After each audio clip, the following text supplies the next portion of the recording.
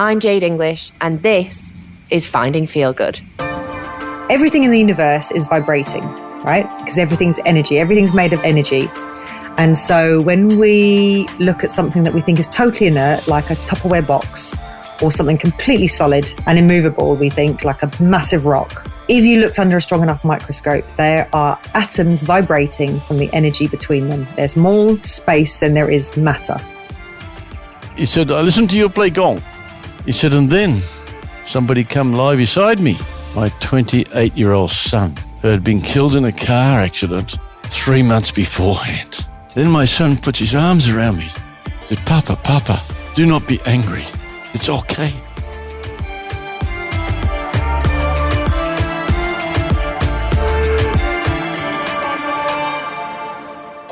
It's been a couple of days since I arrived in Ubud, and I have to admit I'm absolutely loving it. It's really nice having a bit of a change and being in the forest, which is totally different to Canggu. The energy just feels a little bit more relaxed and stuff, but it is really, really quiet, but I have to admit I'm really enjoying it. We've got a lovely villa which is overlooking some rice paddy fields, and there's like an infinity pool next to it. There's some amazing waterfalls around here, so hopefully I'm going to be exploring a little bit and finding some of them. And I might even head to Monkey Forest, although I have been told that they can be a little bit evil sometimes, so I'll be watching all of my possessions there. And today we're talking about sound healing. I'm really excited for this one, and I'm heading off to the Pyramids of Chi in a little bit to try it out for myself. I spoke with Jasmine Hemsley before we flew out here to find out more about what sound healing actually is and what I should expect from the experience. Jasmine Hemsley is a little bit of a legend and someone I really admire. Quite frankly, she's a sound bathing guru, a 3 times best-selling author, founder of Hemsley & Hemsley and East by West. She's also a TV presenter, chef and wellness expert. Pre-COVID, she took soothing sound baths around London as an antidote to the hectic pace of inner city life. And more recently, she's hosted weekday sound baths on Instagram Live and become a mainstay in many people's lockdown lives. She's also created downloadable sound baths for people to enjoy in their very own home. Hi, Jasmine. Thanks so much for being here today. How did you actually get into sound bathing and sound baths? What was your first experience? I think over the years, I've tried so many different things. Colour therapy, light therapies. 10 years ago, Nick and I were in Byron Bay, where there's every type of therapy under the sun, just in cool cafes. And, you know, you didn't have to seek it out. You could just try it.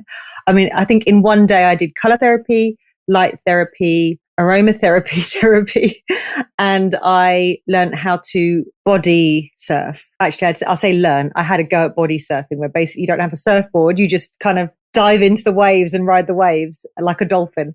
I'm wondering if I've kind of came across it there. And then a couple of years later, Nick and I found this bioresonance guy who'd really helped a friend of ours who had an autoimmune disease. And he used tuning forks. So he would kind of use them diagnostically. I don't know if you've seen them, like you can get different shapes, but generally like a fork shape, and you just kind of gently hit them together and it creates these tones, and he can use them to pick up resonance or dissonance. So dissonance being your body's not vibing somewhere, something's not in balance.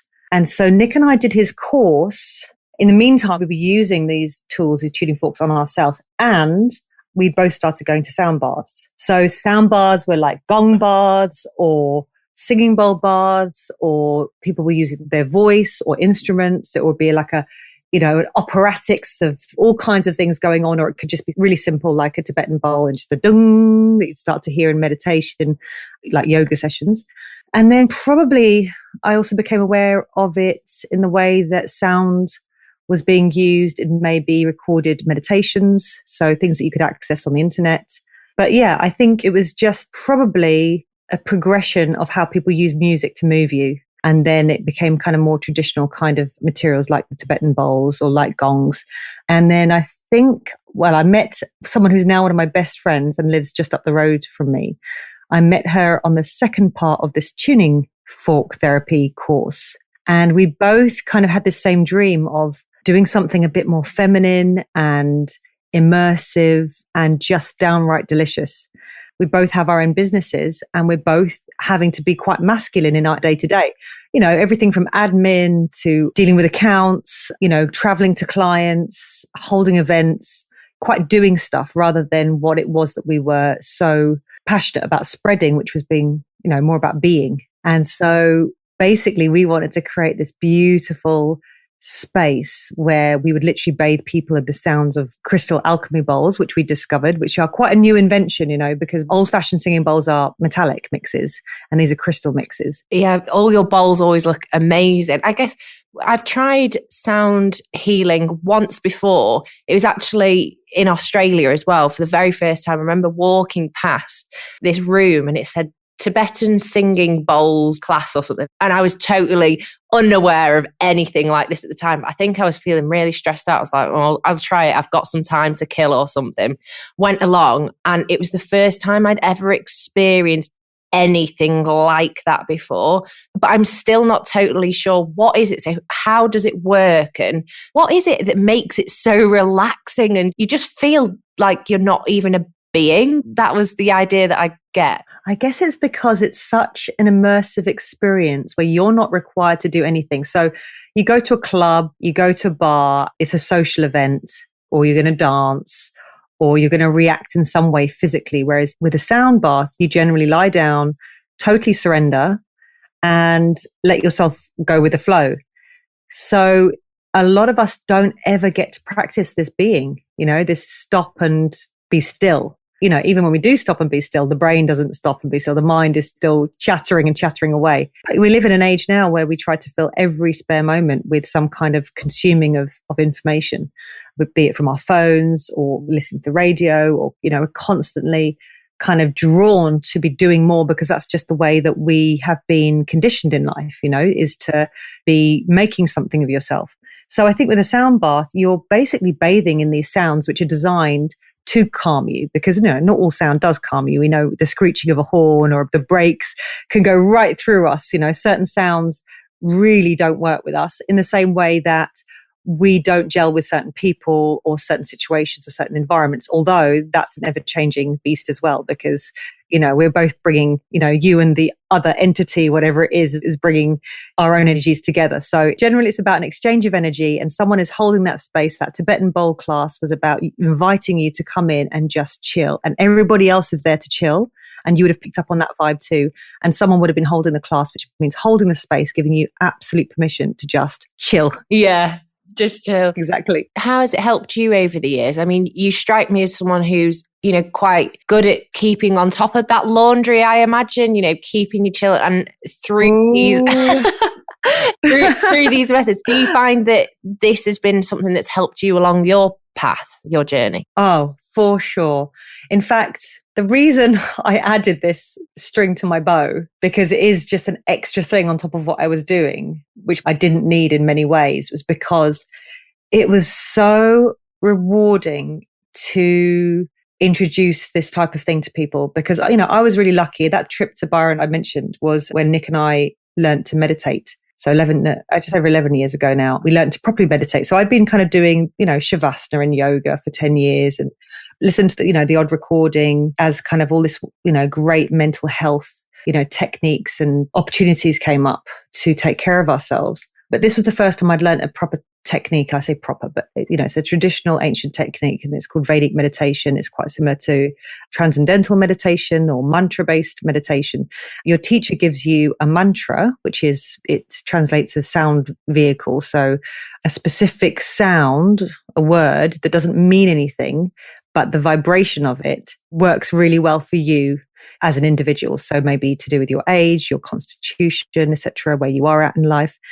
And so I learned this technique where I would allow the echo almost of this mantra to be where I focus my mind. And this is what the bowls can do for us. But for a lot of people, even the word mantra is a Sanskrit word. It's already way out of their comfort zone. Whereas going to what looks like a yoga class, but you don't have to move, people can kind of get their heads around that now, or stick some headphones in, minimal commitment, listen to a downloaded sound bath and they can be like, oh, doing it in the bath, doing it on the bus, taking a quick break from their work from home situation. And I just feel like it's way more accessible. You've done those downloadable sound baths now, haven't you, on Instagram? Yes. In fact, I have to admit, I prepared for this by listening to one of them. They're so relaxing. Yay! How did that come about? Is it just because you did want to make it more accessible for people, and then all of a sudden you try it and you've got a great response, I'm sure? Yeah, it's been amazing.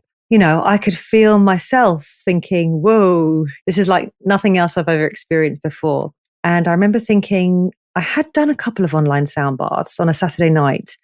It's not quite the same, but I thought, let's just see if people want it. I got such wonderful messages from people who have never tried it or used to do that kind of thing regularly. It helped them through illness, helped them through, there was quite a few people who were trapped in the beginning of lockdown out of their country alone for months, in hotel rooms. And they just said it made them feel like they were connected to something. It was a sense of community. So these little lives were just lovely. And then from there, people said, well, where can I get this so I can have it on the go? I can't make this time, etc. And so I made downloadable sound baths, 2 minutes long, 5 minutes long, 10, 20, 30 for different occasions like sleep or relaxation or setting intentions. They've been super popular too. So yeah. I love that. Oh, I'm so excited. So the place I'm going to in Bali, Pyramids of Chi, they're pyramids and people are playing, I think they're playing the sound bowls on mega speakers. So I'm really excited. Wow. I cannot believe I'm not going to be in your suitcase. No, I'll have to take you with me. You have to. I hadn't heard of it, but it sounds incredible. As I said, when I first heard the name, I was like, pyramids and chi in the same sentence. I'm there. So I think once you get a taste of this different way of experiencing life, because when we grow up, it's, in the West, in the modern world, it's all about something more tangible and owning something physical or seeing it or being able to hold it. And I think, what's been so brilliant in the last 10 years is there was a whole new language and understanding of something a bit more special and beautiful about life that doesn't have to be consumerism, or it's the kind of stuff that I find people in the East or Eastern wisdom is kind of part of their everyday a lot more than it is for us. This well-being, this whole wellness world has really exploded, started off with fitness and food, the two things that we all know we should be doing better. And then you realize that it doesn't matter what you eat if you're stressed and angry. Yeah, stressed. Yeah. If you're stressed and angry, you definitely don't want to be flinging yourself around in a gym or up a hill because you're just creating more cortisol in the body. You're going to create too much adrenaline. So there's something a little bit more subtle. And we realize that, medicine is not one size fits all, nor is diet, nor is exercise. We are complex beings that, we owe it to ourselves to get to know ourselves better and to take care of ourselves so that we could show up better in the world. Yeah. I always think it's really weird how humans can grasp the concept that there's so many magical things that go on in the world. For example, electricity, all these amazing things, the fact that we can see, the fact that we can hear.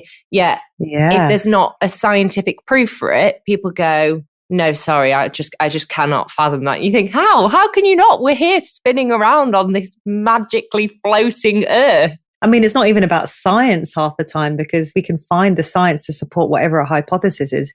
It's more that whatever becomes norm and acceptable and the story within the world that you're living, you just take it. And we stop thinking outside of the box. We stop being critical thinkers. We stop being playful and curious like children. We're just like, well, that's the way it is. And so, when we start to investigate different ways of eating, different ways of farming, different ways of moving, different ways of training our brain, it takes a while for that to filter through to the mainstream. They say mainstream, even medicine, is 20 years behind science because we're just not able. We're so busy. We keep ourselves so busy. Big corporations keep us really busy so that we act in a certain way and do certain things. And so there's never time to explore our belief system. So with these sound baths, should I expect to be going into a musical setting, or how does that setup work? Well, every sound bath is totally different. You can have gong baths, you can have instruments there, etc. But it's not really about listening to music. Music tends to have, a verse, a rhythm, something that you eventually get to know really well if you like it and listen to that kind of track again and again. Whereas the idea of a sound bath is it's much more like nature in that it's totally random.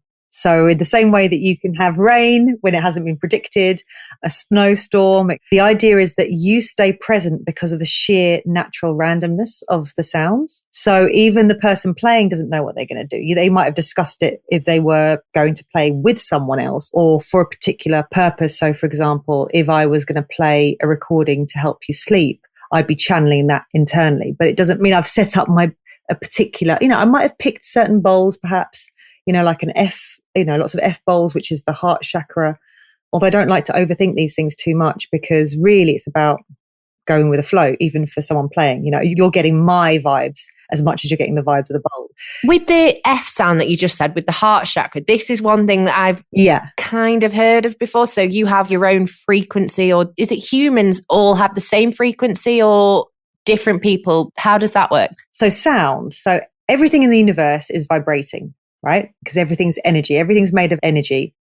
And so when we look at something that we think is totally inert, like a Tupperware box, or something completely solid and immovable, we think like a massive rock. If you looked under a strong enough microscope, there are atoms vibrating from the energy between them. There's more space than there is matter. It's just mind-blowing, isn't it? Isn't it? Even as I say, I'm like, what? Is it really? So as solid as my hand is here that I'm gripping, it's also completely not. If everything's vibrating, if everything's energy, therefore everything's vibrating, therefore everything is emitting a sound. We can't all pick up. We know that the dogs can hear, sounds that humans can't, etc., etc. So in a way, humans have their own frequency, but as an individual, you have your own frequency within that frequency.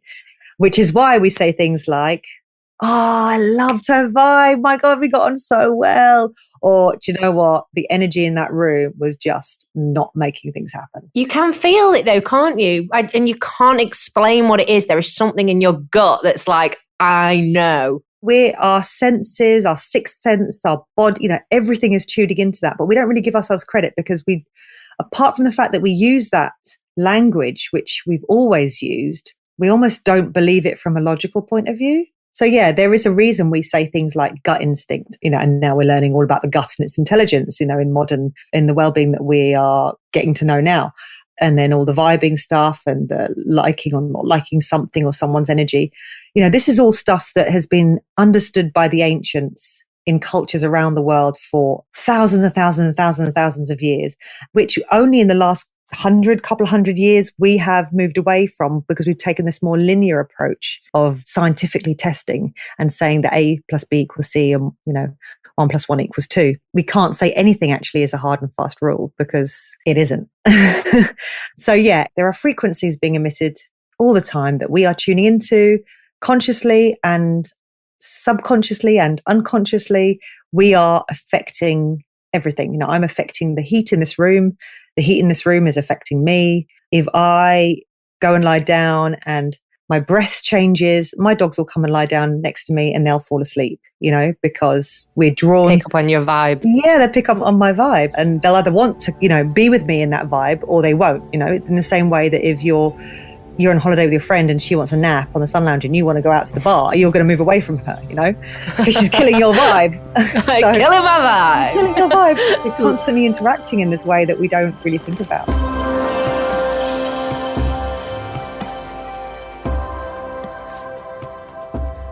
I absolutely loved meeting Jasmine and hearing about her experience with sound bathing. So now I'm off to the Pyramids of Chi to experience it for myself. Back on the bike. I love it. So we're on our way to the Pyramids of Chi and I've just hired a new scooter which feels a little different to the last one, but the roads are very, very rickety.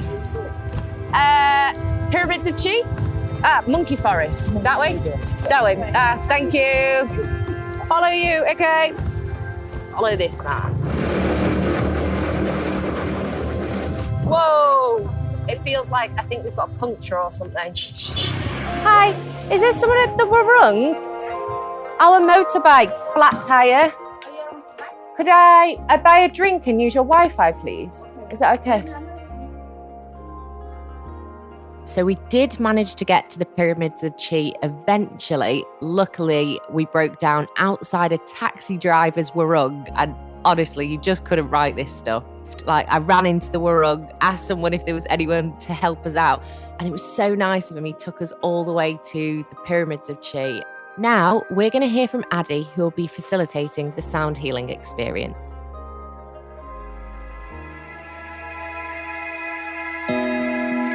So I'm here at the Pyramids of Chi, and it's an absolutely gorgeous setting. I'm looking out at the moment, and to the left of me is this huge pyramid, and then next to it is another one, and it's all surrounded by beautiful trees and forests, and the energy here is just really calm and soothing.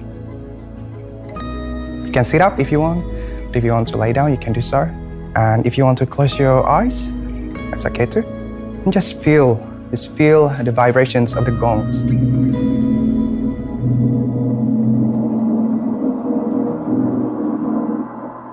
So these sounds and vibrations will bounce off the wall and to your body. Our body is made up around 55 to 70% of water, and sounds and vibrations travel over 4 times in water and then in the air. So that's why you will feel vibrations in your body. So you can expect to feel relaxed and in peace after this session. Your brainwave may drop to the theta brainwave, which is the brainwave during meditation. And it can feel as if you are in the middle of, like in a bridge of asleep and awake. You may experience or feel uncomfortable emotions or thoughts. It happens because we allow ourselves to do nothing. And usually when we allow ourselves to just be here and now, the things that we have been pushing away, we've been ignoring, can emerge to our consciousness. And if that happens, I invite you to just observe the emotions or the thoughts. You may want to cry. In my session, it's okay to cry. Okay, we are going to do a really short mindfulness of sound meditation, and I invite you all to maybe to adjust your position, maybe move your hands a bit, maybe your legs, just to make yourself feel comfortable in the bed. We are going to turn off the lights now, let go of any thoughts about your previous activities, and just be here and now.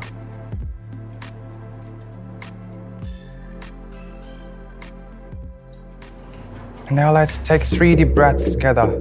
So breathing in through your nose and out through your mouth. Allow any tensions in your forehead and the area around your eyebrows to just melt away. Once again, breathing in through your nose and out through your mouth. Allow any tensions in your neck, jaw, and upper back to just melt away. For the last time, let's inhale deeply and exhale. Allow any tensions in your stomach, hands, feet, lower back to just melt away. Now bring your awareness to the sounds around you. The ones that are close by, like your heart beating. The ones that are farther away, like the singing bowls, the aircon, maybe birds outside and wind. And just allow the sounds to enter your ears. You don't need to analyze them. You don't need to judge. Just let them flow into your ears. And these sounds will be the anchor during this session. Allow the ancient sounds to help you to be present.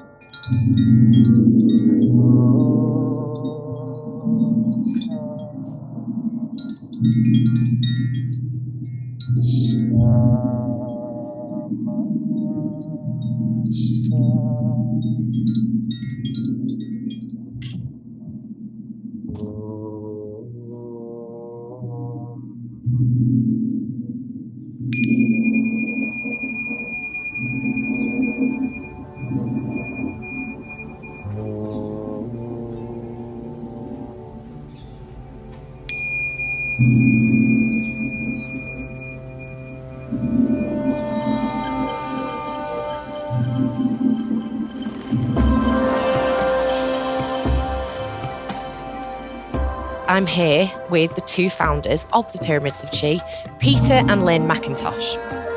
They are both the founders of the Pyramids of Chi, which are the huge 2 pyramids in the middle of Ubud, and they offer sound healing, light therapy, cacao ceremonies, breath and voice workshops, yoga, and more. On top of this, they are both trained gong masters, and we're going to be hearing a little bit more from Peter today because Lynn's not feeling too well.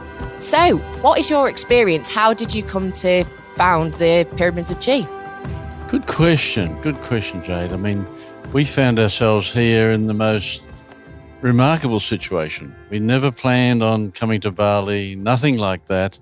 We'd retired. We were traveling around North America, had a beautiful big rig, visiting all the country, and we've been doing it for a few years.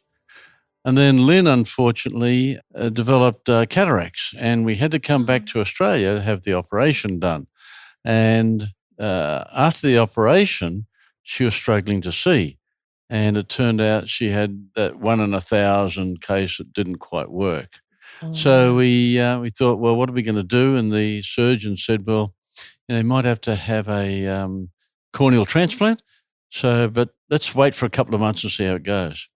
Well, we didn't really want to go all the way back to America in case they said, yep, come and have a transplant now. So we came up to Bali. And while we're here, we stay with some beautiful friends here. And I did a meditation one day. And during that meditation, I got told, build 2 pyramids. As you do. And I'm going, really? Me? What do I know about pyramids, And I saw the vision. I saw the vision of the 2 pyramids. So, of course, I thought, how do I handle this? So I walked in, saw Lynn. It was very early in the morning. Lynn was still sort of half in bed, and I said, darling, and you ladies know what that means when a man says that to you, like, and I'm sort of saying, well, I just had a beautiful meditation and been told, that we should be building 2 pyramids. And she said, what? 2 pyramids? And she said, did you say pyramids in Bali? And I said, yes. And did you know at that point that you were going to turn them into sound healing things, or it was just the pyramids? Nothing. I just, had the vision, and we're both quite spiritual. And so we thought, well, what are we going to do about this? And Lynn's statement to me was, Peter, we don't even live in this country. Everything's in America. We'd sold our house in Perth and everything was in America, Anyway, we thought, well, let's see if it's my imagination or not. So we went for a bit of a research trip and found out it's going to cost maybe $1.5–2 million to build. We didn't have that sort of money, but we thought, well, if we can find the land, and if the land's right, then maybe we realise it's not my imagination. We pursue it from there. We looked everywhere. And a few days before we're due to go back to Perth, we're looking at a piece on the other side of the back behind me here, where those villas are just being built now. Didn't like that, didn't feel right. We wandered across here. It was just rice fields. And as I walked onto this rice field, I got the goosebumps up the back of my arm. And I turned around to my lovely wife, ready to tell her what I just got. And she said, I got the same. Wow. It has got a really special feeling about it here. I can imagine why you sort of picked up on that energy. It's very peaceful, isn't it? Well, by the time we got down to the river at the bottom end of the property, we walked down through the rice field, which is no easy feat when you've got something about a foot wide and it's deep mud on either side with rice fields. Anyway, we got down there and we just knew. We looked at each other and said, if we can get this, it's ours. Anyway, it took a bit of negotiation because the man that had it didn't want to sell it or lease it. In the end, he agreed. And so we went back to Australia to see if we could raise some funds to build the place. And this is where it gets quite humorous because I went and saw my ex-wife's husband, Chris. Lovely guy. We're really good mates. It goes back a long time. I said, Chris, I want to build a couple of pyramids up in Bali. You're big in financial circles. How do I raise $1 million? He just laughed. He picks up his glass of wine and said, Peter, haven't you heard about the global financial crisis? And I said, okay. He said, you're not going to get money through normal means. Forget it. That's not going to happen. So Lynn and I had been through a particularly interesting journey a few years before that, where we discovered the spiritual awareness side of life. And this couple that took us through this journey, it was beautiful, beautiful people, Jackie and Jim Lindsay. And they taught us how to do a thing called automatic writing, where you actually write a message with your non-dominant hand. In my case, I'm a right-handed, same as Len, but we're writing with our have to write with our left hand. You've got to put yourself in the white light. You've got to be in a meditative state. You've got to have your belief. We're very strong believers in God, universe, spirit, right? So we put ourselves in that place and wrote the question down in a book with our right hand. God, if you want us to build pyramids, where's the money? And then we give our left hand the pen, right? And wait for the words to come through in your mind. The first word that comes in, you write down. Then the second, third.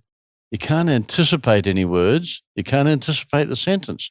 You've got to write the words down, right? So Lynn goes into another room. She's got a book as well. After a while, Lynn comes out and says, you're not going to believe this. I'm being told here there are people that want to give us the money. And I said, look at mine. And she went, oh, my God, same sort of message. So very quickly, pen out again. How do we find them? Emails, telephone numbers. Joking, of course. So how do we find them? So typical spirit came back with a very, very cryptic answer. And the answer was 4 words, don't spend much money.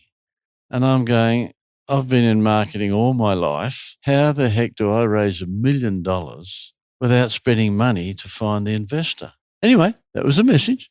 So we looked at one another and thought, okay, we go with this. And we put a little advertisement in the local newspaper and a free website down in Australia. What's it called? Gumtree. Oh, right? yeah. And we put an ad on that as well. Within 3 weeks, virtually $750,000 in our bank account from 3 independent investors. They all invested $250,000 each to get a share in this business. Not one of them knew us. None of them knew each other. But the best bit, not one of them asked to see our business plan before they said, I'm in. One guy was just the classic. Joe rang up one day and he said, I just read your ad in the paper. Can I come around and talk to you about it? I'm fascinated by it. I said, yeah, sure. Come on over, Joe. I gave him the address. He rocks up, comes in, talks. And he really wasn't asking that much about Bali. He was sort of asking about Peter and Lynn. We're chatting away. Anyway, 40 minutes later, he says, okay, I'm in. I said, Joe, we're talking about a lot of money here. You told me you're an unemployed builder. I said, well, look, I'll tell you what. I think first you should talk to your wife, Vicky. Vicky? Yep, he said. And I said, okay, how about you talk to Vicky and see if she's in agreement and then let me know. A day later, he rings up and said, can we come and see you? Vicky's taken the day off on Friday, whatever it was. Can we come and talk to you? So Vicky comes in. They're a lovely couple, young, beautiful-looking couple of beautiful children. So they come in I'm expecting Vicky to grill me because I'd given Joe a copy of our presentation, even a copy of the business plan. And I thought she was doing accounting. Turns out she's a chemist, anyway, for a big company. So anyway, I said, so how did you find the material? Oh, I glanced at it. Okay. And then we talked again for another 40 minutes. 40 minutes seems to be the trigger for some reason. She glances at Joe. Joe gives a nod. She nods. Okay, we're in. After they left, we did the happy dance. And thought, isn't that amazing? They were buying from Peter and Lynn, not in a business perspective. I love that. And that gave us a lot of heart. And then the next person and the first lady that came in, same thing. They're all buying from the heart. They weren't looking at a prospectus or anything like that and saying, yeah, this looks like it makes sense. And that's how we got started and moved to Bali. And that was 2013. Love that. Yeah. So you said that you guys weren't that spiritual, were you, when you first got together? Did that sort of progress? We both believed in God, but we weren't really strongly spiritual. But we did we were introduced to a place in Perth that a friend of ours built, like a little teepee, 10 metres, so it's a fair size. And he played gongs in there. And he said, hey, Peter, I think we could franchise this because we've been very successful in franchising. And so we went and saw him, and I sort of put it off because when he told me, we're playing gongs inside a teepee, I thought, Paul, this is probably not our game. You know, we've been in business and selling franchises for a long time. And the moment he struck one of these great big gongs, something resonated within me. But that was the start of learning about the spiritual side of life. Right. And that was back in 2003. We'd returned from England. We were truly blessed. You know, we learned how to do the automatic writing. We learned a whole lot of things, you know. That was the strangest story because we were shown how to do that, like Peter says. And then we came home one night and we said, okay, if we're supposed to franchise this new operation, how are we going to do it? And we said, well, we've just been taught automatic writing or channeling through writing. Let's give that a go. So we sat down and you're supposed to write questions. So we wrote down, I said to Peter, what's our first question? You know, God, we're not talking to, our friends here. We're talking out of the universe or whatever. And he said, okay, first question, where will our first overseas meditation center be? And so I put the pen in my left hand and put it on the paper and waited for ages until it very, very slowly wrote 4 letters, UBUD. I just got shivers. This is 15 years ago. And I said to Peter, that's ridiculous. There's no such place. I've never heard of that place. Threw the book down. And he said, well, let me get the atlas out because Google wasn't. Oh, no, wow. Google hadn't come in then. He got the atlas out and he looked for Ubud and he said, it's a tiny village on the island of Bali. And I said, well, fat chance we're going to have a meditation center there. And we completely forgot about it until we moved up here and we started building. And out of the blue, I just said one day, oh my God, remember the writing?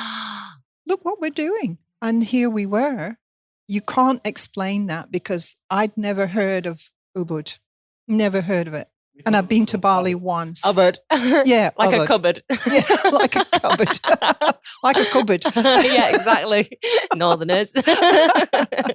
So that was just amazing. As Lynn said, we forgot about that. And that was our first try at automatic writing. We didn't realise we had to write down the first word that came in, but obviously a word like Ubud would never come through. So she just wrote this thing that looked like a fly crawling across the paper, with black pen. And so, yeah. So that's how. So that was another amazing pointer for what's happened here, and just hasn't stopped. So with the sound healing, I experienced that yesterday, and it is like you said, something hits you, doesn't it? Like I closed my eyes and I almost didn't feel like I was a physical body. I was like, the only way I can describe it is I felt like a sound wave. And I think because the dark lights in there give you no sort of concept of space as well. What is it? What's going on there? And like, how has it made you guys feel when you've done all the sound healing stuff? Sound healing's been around long before any other form of healing.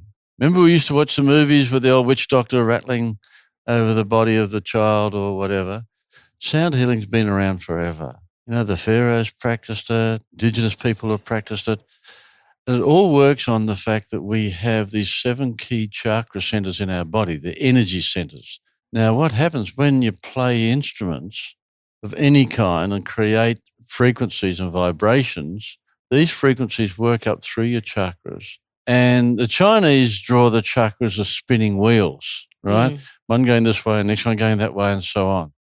And what happens if there's something wrong with you, that spinning wheel starts getting off kilter a bit, you know, it's not working right. And that's why a lot of Chinese healers can tell very quickly, just by looking at you, you know, whether there's something wrong. You know, they can tell you, one of your chakras is out of balance. The sounds working up through your chakras, those frequencies, those vibrations, actually go to work on your chakras. And imagine a CD spinning, right? And it's got a bit of a wobble. And by the time it's gone across the CD, the vibration has actually flattened it out and it's working perfectly. And so what we see a lot of here is people coming out of here, out of the pyramids, they've experienced a sound healing. And it can come in many forms: physical, mental, emotional is a big one. A number of times we have people coming out of there and they're actively crying, weeping, some of them very, very profoundly, you know, affected by it. Others coming out sort of holding their arms because they've had some sort of effect on that. And there's 7 key chakras, but there's 70-odd chakras in your body completely. And so these vibrations go to work. We've heard of ultrasound. That's just one of the phases that the medical profession is using sound.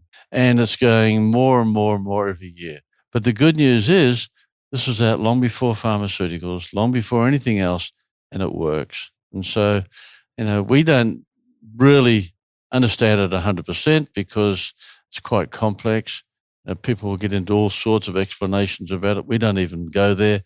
All we say is we know it works because we've seen the evidence of people happening it. I mean, when I did the experience yesterday, it was like I actually got a flat tire on the way here, and it broke down. So I was like, oh no, we've got like 10 minutes to get there. What are we going to do? So I was like quite stressed when I arrived. Sure. Luckily, we actually broke down outside a taxi rank and he gave us a lift. It was all very meant to be. And it was great. And then I got in there anyway. By the end of it, I felt like a completely different person. I was like just operating on a different frequency. That's how I'd explain it. But it's really hard to articulate, isn't it? How it actually makes you feel. But I can imagine if, you know, rather than turning to like pharmaceutical drugs to make you relieved from stress, there is this, covering it. There is this natural way that we have at our fingertips that for some reason we don't seem to use very often. Everybody's different. And all we say is just relax and receive. Let yourself just open up to whatever comes through, whatever the sounds help you release or create inside you, because people have come out with amazing intuitive ideas or where they're going to go with their life or whatever after going in and having a sound healing. They just feel like, wow, now I can do this, you know. Move forward sort of feeling. Yeah. And the releasing is amazing too, because we don't want blockages in our body. The science is a different element of it.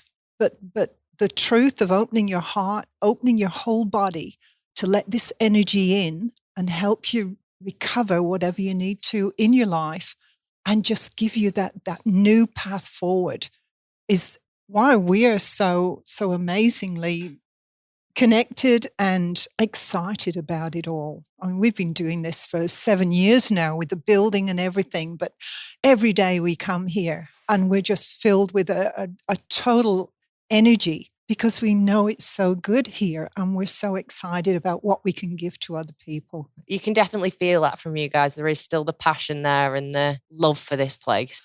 The fact that, you know, we've got hundreds of stories. We're writing our book at the moment on what's happened here. I can reduce anybody to tears within 3 minutes telling some of the stories, because they're so deeply, profoundly emotional. Have you got any of them that you could share with us? Okay, probably the one that blew me out of the water more than anything was a German guy here with his wife. I was doing the introduction, just like you heard a while ago. But Hans was sitting there and he was definitely negative. The body language was all against us. Arms folded, looking through his eyebrows, shaking his head. He didn't want to be there. He was there because she made him, you know?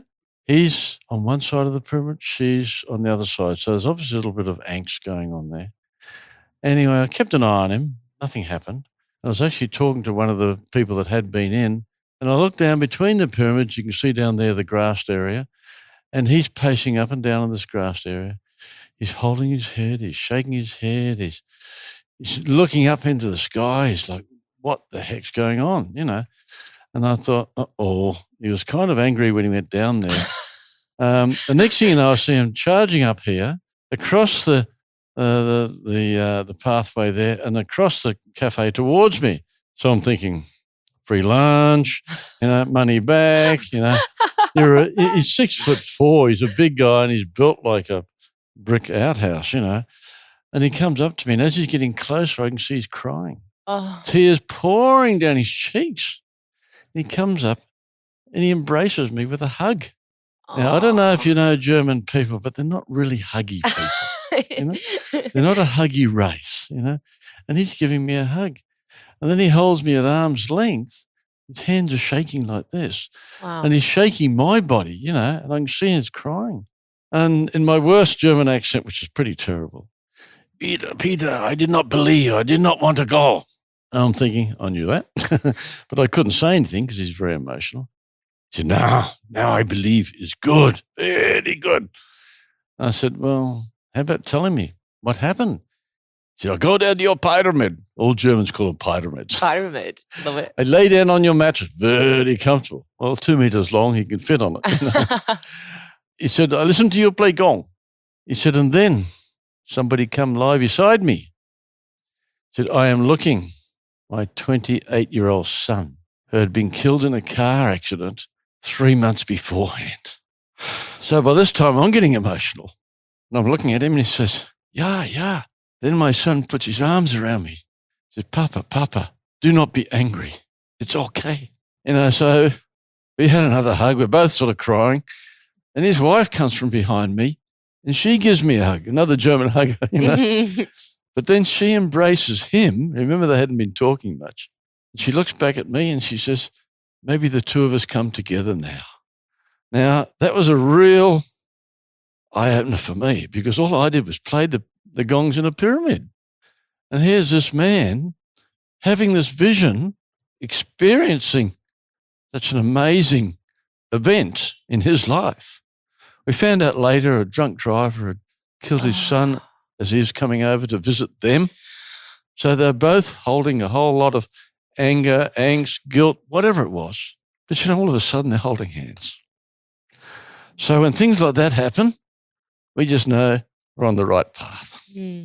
It's amazing. And I can believe every part of that with my body from experiencing it. I can imagine it does release those traumas or let you access some part of your brain that's not being allowed to visit because it is so painful. Well, a lot of people hang on to grief, right? And we hear this constantly here. People coming here, could be divorce, could be a loss of a loved one, could be lost their jobs, could be an accident, could be anything, and they're hanging on to that grief. And it's crazy because it's not going to serve anybody. You got to let it go.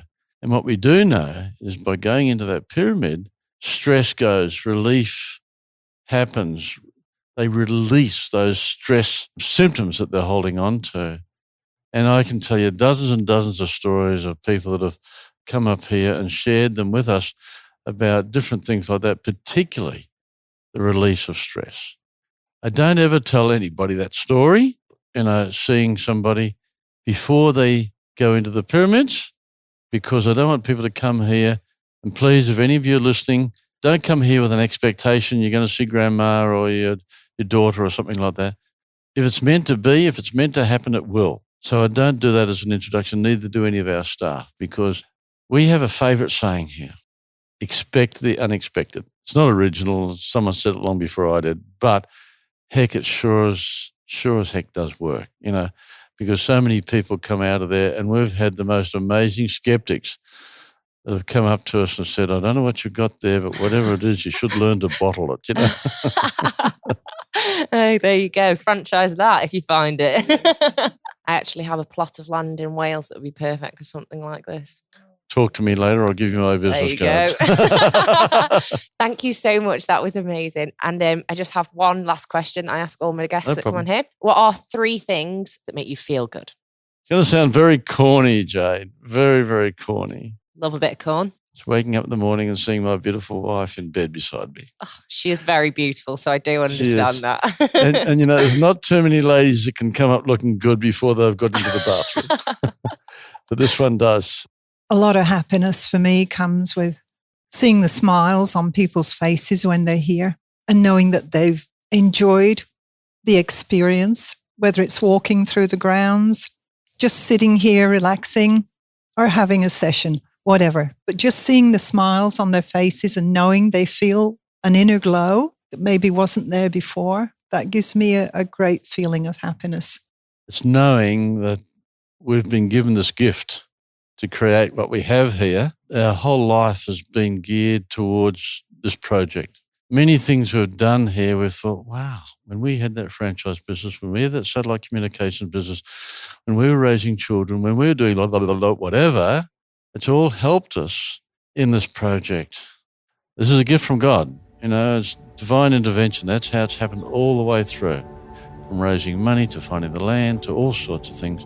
So one of the greatest blessings we're going to have is knowing that we've got something that we've started here and is bringing healing to many other people around the planet.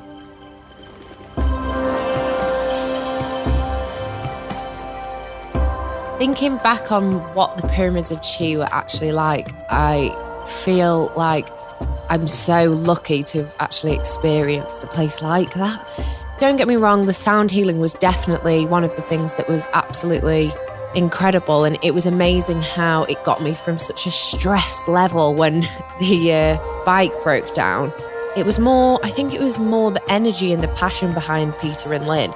Just the fact that they'd sort of had this vision of what they wanted to do, and they went out there and they got it and they saw it and they followed it through. And I think there's something about that that's really inspiring and really just makes me want to go out there and grab life and opportunities with both hands.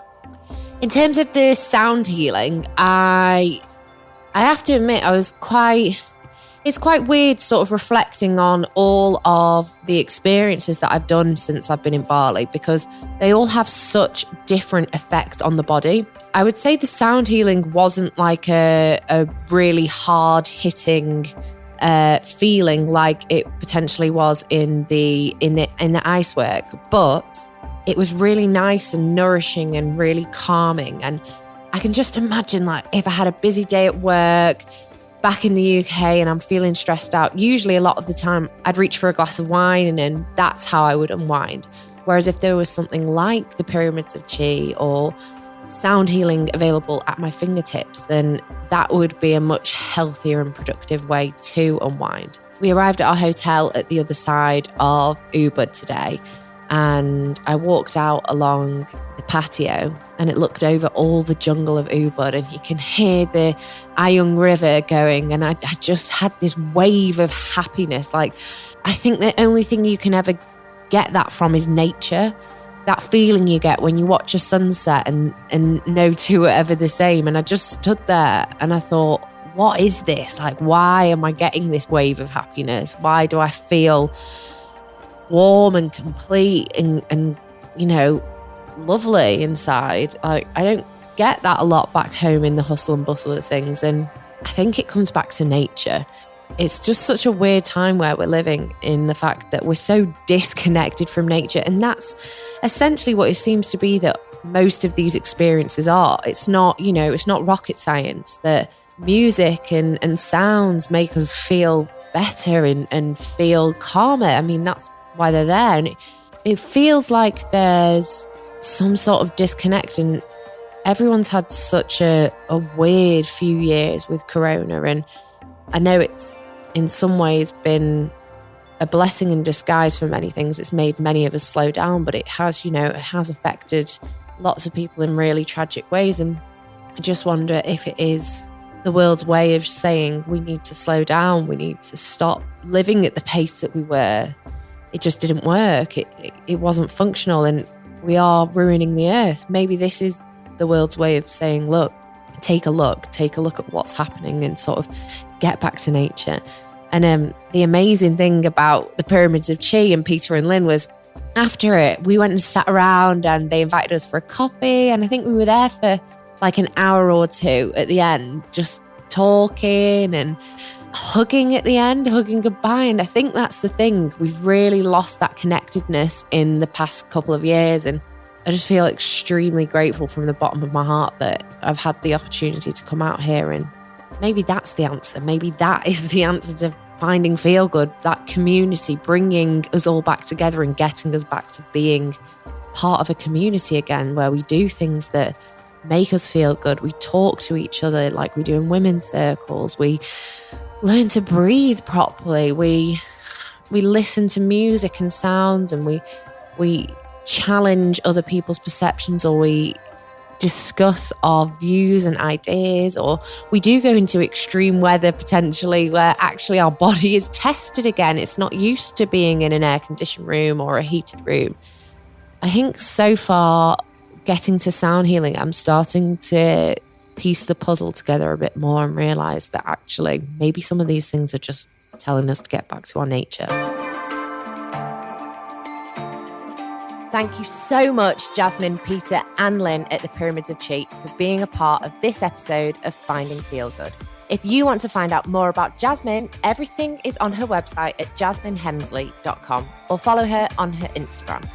And if you want to find out more about the Pyramids of Chi, go to pyramidsofchi.com. We'll put those links in the show notes too. And we'll be back next time with even more adventures into finding feel good. I'll be trying out a sex coaching class with my boyfriend, a tantra experience with a group, and talking to Will Smith and Jada Pinkett Smith's therapist, Michaela Boehm. Your no is more important, healthier than anybody else's yes or pushing you, because you can still learn the things, but then develop them over time in a sustainable way without your nervous system getting fried. Ian? Yeah? I know this might sound weird, but I'm just doing an interview at the moment with 2 sex coaches in Bali, and they've offered if I want to do it with you. Right. Would you do it? Anything for you, Jade. Right. I'm off to Udara to try out the spa pools there, where we're actually doing the ecstatic dance in a few weeks' time. They have all these amazing different pools with different temperatures of water, which are apparently meant to be really healing for your body, and saunas and spas and stuff like that. It looks a little bit wacky, but I'm intrigued to try it out. I'll see you next time.